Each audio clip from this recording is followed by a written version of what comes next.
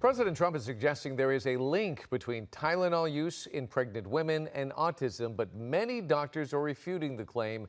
The announcement coming today as part of the administration's efforts to find the root cause of the disease. Circle of Health reporter Denise Dador is joining us now in studio with more. Denise. Lots of uproar from doctors across the country over this. It's a problem top researchers have been focusing on for decades. But in April, HHS Secretary Robert F. Kennedy Jr. said he'd find a cause and a cure for autism within 6 months. Today, 2 new recommendations from federal health officials and one unexpected one from the president.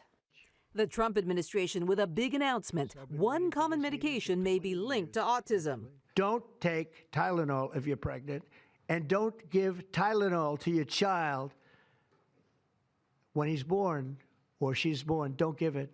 And another drug, one used in cancer, health officials say can treat autism. The FDA is filing a Federal Register notice to change the label on an exciting treatment called prescription leucovorin so that it can be available to children with autism. But doctors and autism experts around the country refuting and questioning these actions. Some parents of kids with autism remain skeptical. I worry about it being a distraction from some of the real things that parents of children and adults with autism worry about. Such as cuts to services in Medi-Cal that are essential to families. Nava and Matt Asner run the Ed Asner Family Center that provides resources to people on the spectrum. They also have 4 children with autism. To them, claims that Tylenol could be an autism cause sound far-fetched. I didn't take Tylenol with any of my pregnancies, and I have a bunch of autistic kids. It's extremely dangerous to raise fear and alarm in pregnant women.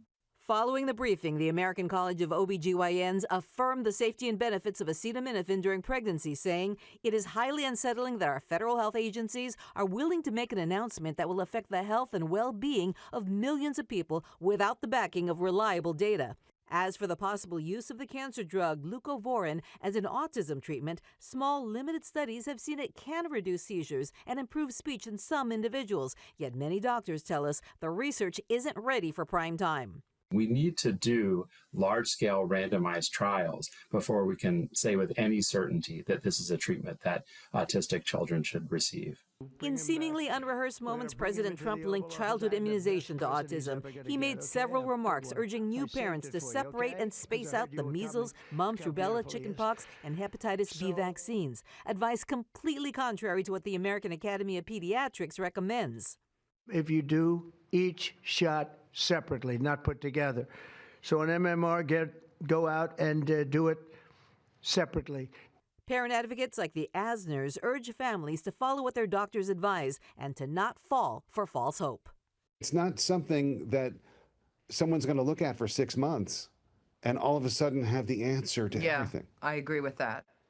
Well, the FDA just issued a letter to all physicians advising them to limit the use of acetaminophen during pregnancy. The Trump administration points to observational studies that suggest a higher rate of neurodevelopmental disorders, but no definitive proof or cause and effect. Recent data also shows as Tylenol use is going down over the years, autism rates continue to rise. Denise Dador, ABC 7 Eyewitness News.